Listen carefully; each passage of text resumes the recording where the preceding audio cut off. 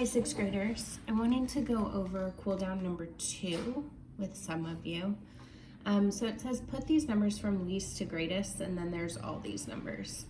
I noticed in some of your answers, my favorite mistake for this exit ticket was that a lot of people just ignored the negatives altogether and ordered the numbers as if there were no negative signs.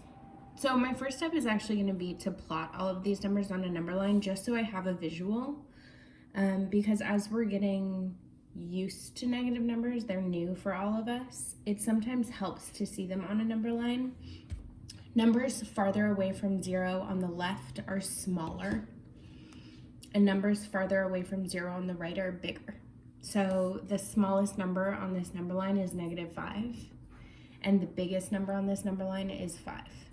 So I'm going to plot these numbers. The first one is 3.5 or 3 5/10, which is going to be halfway between 3 and 4.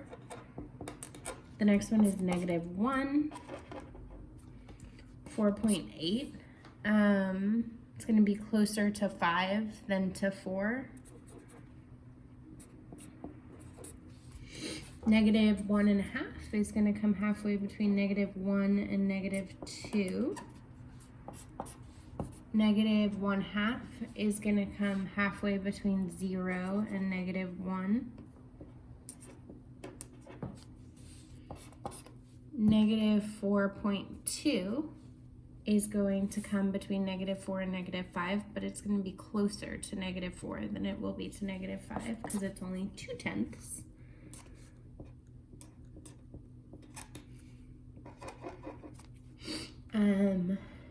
One-half is going to come halfway between 0 and 1.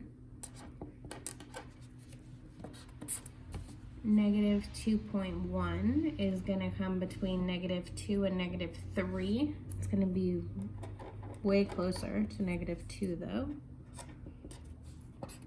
And then -3.5 is going to come halfway between -3 and -4. So if you look at this number line, it kind of gives you a visual representation of the order of the numbers. So -4 and 2/10 is the smallest number that we plotted, and 4 and 8/10 is the biggest number that we plotted. So if I wanted to write these numbers from least to greatest, I would just start from the left and go all the way to the right. So the first number is -4.2, -3.5, -2.1, -1.5, -1, I forgot to label that one, -5/10, 5/10, 3 5/10, and 4 8/10. So if you'll notice, all of the negative numbers are smaller than all of the positive numbers. So in this stretch of numbers, 0 would be right here. So I just want to make sure that everyone understands that negative numbers are less than 0. I know that's a wild concept, but negative numbers are smaller than 0. The second problem said write 2 numbers that are opposites and each more than 6 units away from 0. So opposite numbers are, for example, 2 and -2 are opposite numbers. -4 and 4 are opposite numbers. There are 2 numbers that are the same distance away from 0. So while these are both opposite numbers, they don't answer this question because of this part.